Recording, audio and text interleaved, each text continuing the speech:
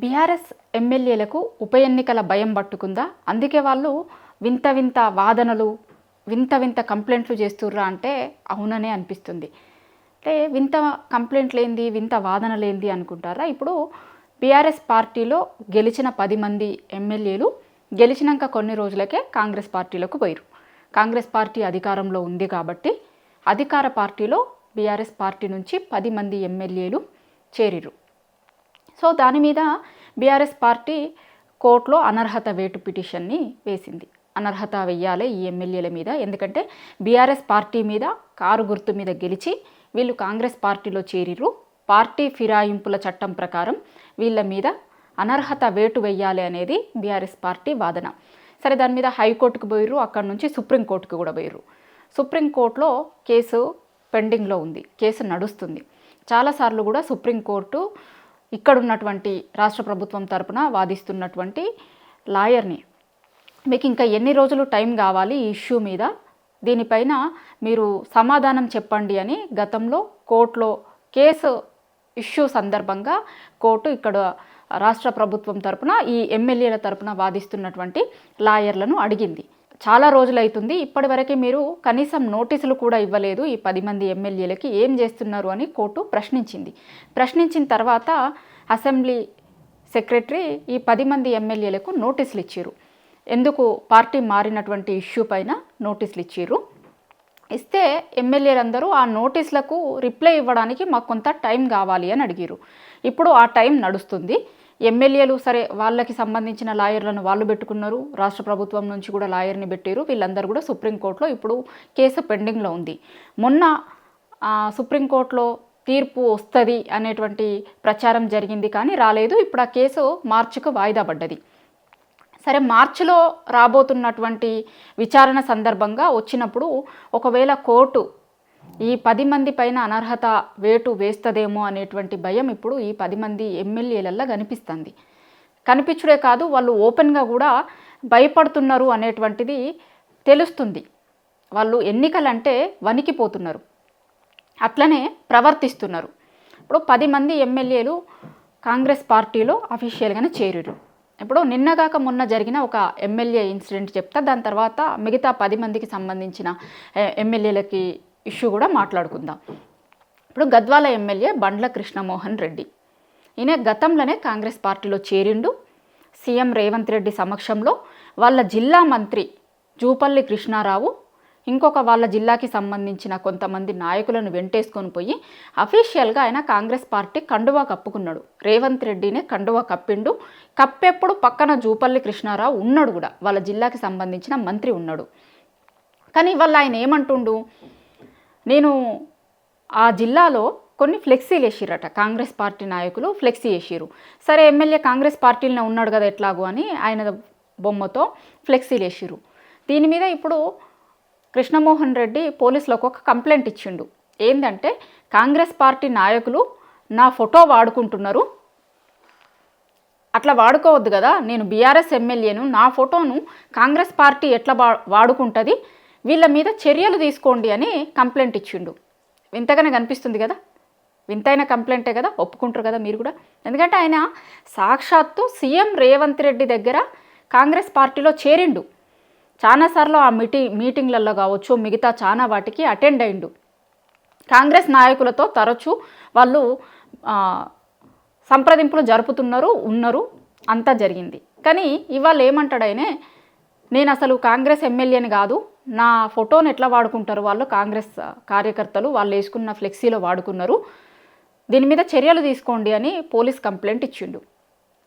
ఎందుకు అంటే, రేపు పొద్దున వీళ్ళ కేసు విచారణ ఉంది కదా, అక్కడ ఆయన దీన్ని చెప్తాడన్నట్టు కోర్టులో, వాళ్ళు నా పర్మిషన్ లేకుండా నా ఫోటో వాడుకున్నారు, దీనికి సంబంధించి నేను పోలీస్ స్టేషన్లో కూడా కంప్లైంట్ చేసిన, ఇగో చూడుర్రి అని ఆ ఎఫ్ఐఆర్ కాపీని కూడా ఆయన రేపు పొద్దున విచారణ సందర్భంగా కోర్టులో సబ్మిట్ చేస్తాడు.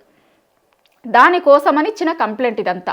ఇప్పుడు వాళ్ళు నిజంగా బీఆర్ఎస్ ఎమ్మెల్యేలు అయితే, మొన్న తెలంగాణ భవన్లో వాళ్ళ పార్టీ అధినేత కేసీఆర్ అధ్యక్షతన తెలంగాణ భవన్లో బీఆర్ఎస్ పార్టీ విస్తృత స్థాయి సమావేశం జరిగింది. ఎందుకోసం జరిగింది అంటే, పార్టీ సిల్వర్ జూబ్లీ వేడుకలు వస్తున్నాయి, అట్లనే సభ్యత్వ నమోదు, ఇంకా చాలా కీలకమైన అంశాల మీద చర్చ జరిగింది. దానికి ఆ పార్టీకి సంబంధించిన ఎమ్మెల్యేలు ఎమ్మెల్సీలు మాజీ ఎమ్మెల్యేలు మాజీ ఎమ్మెల్సీలను మాజీ ఎంపీలను కూడా పిలిచిర్రు. ఒకవేళ ఈయన బీఆర్ఎస్ పార్టీ ఎమ్మెల్యేనే అయితే ఆ రోజు మీటింగ్కి రావాలి కదా, ఎందుకు రాలేదు? ఇప్పుడు ఆయన బీఆర్ఎస్ ఎమ్మెల్యేగా క్లెయిమ్ చేసుకుంటుండు కదా. బీఆర్ఎస్ ఎమ్మెల్యేలను పిలిచినప్పుడు ఆ రోజు తెలంగాణ భవన్ మీటింగ్కి ఎందుకు రాలేదు? వీళ్ళు బీఆర్ఎస్ ఎమ్మెల్యేలు ఎట్లయితారు? ఇవాళ అనర్హత వేటు పడుతుందేమో అని, ఖచ్చితంగా ఉప ఎన్నికలను ఎదుర్కోవాల్సి వస్తుందేమో, ఒకవేళ ఉప ఎన్నికలను ఎదుర్కోవాల్సి వస్తే మేము గెలుస్తామో లేదో అనే దానికంటే ముందు అసలు కాంగ్రెస్ పార్టీ మాకు టికెట్ ఇస్తుందో ఇయ్యదో ఇది కూడా ఉంది. ఇది మనం నెక్స్ట్ వీడియోలో మాట్లాడుకుందాం. ఖచ్చితంగా దీని మీద కూడా మాట్లాడాల్సిన అవసరం ఉంది. ఎందుకంటే ఈ 10 మంది ఎమ్మెల్యేలకి సంబంధించి బీఆర్ఎస్ నుంచి కాంగ్రెస్ పార్టీలకు పోయిన ఎమ్మెల్యేలకి ఉప ఎన్నికలు వస్తే ఎంతమంది ఎమ్మెల్యేలు మళ్ళీ తిరిగి ఎన్నికైతారు అని కాంగ్రెస్ పార్టీ ఒక సర్వే చేయించితే ఆ సర్వేలనే 2-3 తప్ప మిగతా స్థానాలు ఏవి కూడా గెలవదు అని వచ్చిందట. ఎవరి మీద? ఇప్పుడు ఉప ఎన్నికలు వస్తే ఈ అభ్యర్థులు. అప్పుడు కాంగ్రెస్ పార్టీ కూడా అభ్యర్థుల్ని మార్చే అవకాశం ఉంటుంది కదా. మళ్ళీ అభ్యర్థుల్ని మార్చి ఒకవేళ అక్కడ వేరేటోళ్ళని పెట్టుకుంటే కనుక అదేంది? ఆ భయం కూడా ఉంది వాళ్ళకి. ఎందుకంటే గతంలో గెలిచినప్పుడు వీళ్ళు టీఆర్ఎస్ గుర్తు మీద గెలిచిరు, బీఆర్ఎస్ గుర్తు మీద గెలిచిరు, కారు గుర్తు మీద గెలిచిరు, చెయ్యి గుర్తు మీద గెలవలే. అక్కడ ఆ రోజు జనరల్ ఎలక్షన్స్ అప్పుడు కూడా చెయ్యి గుర్తు మీద ఒక ఆయన పోటీ చేసిండు, కానీ ఆయన గెలవలే, ఈయన గెలిచిండు. అంటే ఆడ చెయ్యి గుర్తు కాంగ్రెస్ పార్టీ వీక్ ఉన్నట్టే కదా. వీళ్ళు ఒకవేళ మళ్ళీ అదే గుర్తు మీద పోటీ చేస్తే గెలవరు. సో అప్పుడు వేరే కొత్త క్యాండిడేట్ని చూస్తుంది కాంగ్రెస్ పార్టీ కూడా. ఒకవేళ వీళ్ళకే ఇస్తుంది అనే నమ్మకం కూడా లేదు ఉప ఎన్నికలు వస్తే. ఆ భయం కూడా ఉందట వాళ్ళకు కొత్తగా. అట్లనే వీళ్ళు రకరకాల వింత వాదనలు తీసుకొస్తారు ముందుకి. గతంలో ఏమన్నాడు దానం నాగేందర్? అవును, నా ఇంట్లో కేసీఆర్ ఫోటో పెట్టుకున్నా తప్పేముంది అన్నాడు. వీళ్ళందరూ కూడా ఇప్పుడు కేసీఆర్ ఫోటో పెట్టుకుంటే తప్పేంది, లేదు మేము బీఆర్ఎస్ ఎమ్మెల్యేలమే అని మాట్లాడుతున్న వాళ్ళందరూ కూడా అనర్హత పిటిషన్ ఎదుర్కొంటున్న వాళ్ళే. దానం నాగేందర్, గతంలో గూడెం మహిపాల్ రెడ్డి ఆయన కూడా సేమ్ అన్నాడు. అవును, నా క్యాంప్ ఆఫీస్లో కేసీఆర్ ఫోటో ఉంది, ఉంటే తప్పేంది, మాజీ సీఎం, ఆయన తెలంగాణకి ఎంతో చేసిండు, పెట్టుకుంటే తప్పేంది అన్నాడు. దాని తర్వాత దానం నాగేందర్ అన్నాడు. ఇంకా చాలా పొగిడిండు కూడా ఆయన అయితే. కేసీఆర్ బోలా శంకరుడు, ఏది అడిగితే అది చేస్తుండే, తెలంగాణ ప్రజల కోసం ఎంత దూరమైనా పోతుండే, తెలంగాణ రాష్ట్రం కోసం ఏదైనా చేస్తుండే, చాలా బోలా శంకరుడైనే. అట్లాంటి సీఎంని నేను ఎప్పుడు చూడలేదు, ఎవరిని చూడలేదు. అంతకుముందు రాజశేఖర్ రెడ్డి ఉండే, దాని తర్వాత కేసీఆర్ అట్లాంటి బోలా శంకరుడు అని స్టేట్మెంట్లు కూడా ఇచ్చిండు. దాని తర్వాత 2 రోజులకి అవును నా ఇంట్లో కేసీఆర్ ఫోటో ఉంది తప్పేంది అన్నాడు. దాని తర్వాత ఇప్పుడు గద్వాల్ ఎమ్మెల్యే, వీళ్ళందరూ కూడా బ్యాక్ టు బ్యాక్ ఎందుకు మాట్లాడుతున్నారు, మేము కేసీఆర్ ఫోటోలు పెట్టుకుంటున్నామనో, లేకపోతే మేము కాంగ్రెస్ ఎమ్మెల్యేలం కాదనో.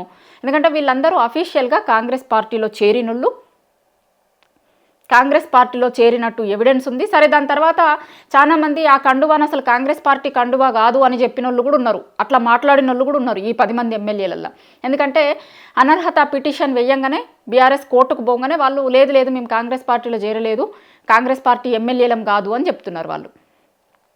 సో ఇవాళ ఉప ఎన్నికలు ఎదుర్కోవాల్సి వస్తుందేమో అనే భయంతో ఈ 10 మంది ఎమ్మెల్యేలు 10 రకాలుగా వింతగా మా ఫోటోలను అసలు కాంగ్రెస్ పార్టీ ఎట్లా వాడుకుంటుంది. మరి ఇన్ని రోజులు చాలా ఫ్లెక్సీలు వేసుంటారు కదా వాళ్ళ నియోజకవర్గంలో, అప్పుడు ఏ రోజు కంప్లైంట్ చేయని ఎమ్మెల్యే ఈ రోజే ఎందుకు కంప్లైంట్ చేస్తుండు? ఎందుకంటే కేసు విచారణ ఫైనల్ స్టేజ్లో ఉంది. ఎందుకంటే ఇప్పటికే సుప్రీంకోర్టు చాలా స్పష్టంగా చెప్పింది, ఇంకా ఎన్ని రోజుల టైం కావాలి మీకు, మీరు కోర్టుకి సబ్మిట్ చేయండి, వాళ్ళ మీద అనర్హత వేటు ఎందుకు వేయకూడదు అనేటువంటిది కోర్టు అడుగుతుంది. చాలా కీలకమైనటువంటి దశలో ఉంది ఇప్పుడు తీర్పు. అందుకోసమని ఇప్పుడు ఈ కొత్త దారులన్నీ ఎత్తుక్కుంటారు వాళ్ళు. ఇప్పుడు ఎల్లుండి కోర్టులో విచారణ జరుగుతుంది కదా మార్చిలో, ఆ రోజు దీన్ని కూడా ప్రొడ్యూస్ చేస్తాడన్నట్టు ఆ ఎమ్మెల్యే. నాకు సంబంధం లేదు, అసలు నేను కాంగ్రెస్ పార్టీలో చేరలేదు, కావాలంటే చూడుర్రి వాళ్ళు ఫ్లెక్సీలు వేసుకుంటే నేను కంప్లైంట్ ఇచ్చినా అని ఎఫ్ఐఆర్ కాపీని కూడా దానికి జత చేస్తాడు. కోర్టులను తప్పుదోవ పట్టించేందుకు, వీళ్ళు చేరి కూడా చేరలేదు అన్నట్టు, అసలు మేము బీఆర్ఎస్ పార్టీ ఎమ్మెల్యేలమే, కాంగ్రెస్ పార్టీ ఎమ్మెల్యేలం కాదు అని ఇప్పుడు కొత్త వాదనలు తెర మీదకి తీసుకొస్తారు. ఇదంతా కూడా ఎందుకు జరుగుతుంది అంటే ఉప ఎన్నికలకు భయపడే అనేటువంటిది మాత్రం చాలా స్పష్టంగా కనిపిస్తుంది. సుప్రీంకోర్టులో కేసు తుది దశలో ఉంది. ఒకవేళ కోర్టు ఈ 10 మంది ఎమ్మెల్యేల మీద అనర్హత వేటు వేస్తే కనుక అక్కడ ఉప ఎన్నికలు వస్తాయి. ఉప ఎన్నికలు వస్తే కనుక మేము గెలవం. అనే భయంతోనే ఈ ఎమ్మెల్యేలు అందరూ కూడా కొత్త కొత్త దారులు ఎత్తుక్కుంటుర్రు, కొత్తగా వింత వింతగా కంప్లైంట్లు ఇస్తుర్రు.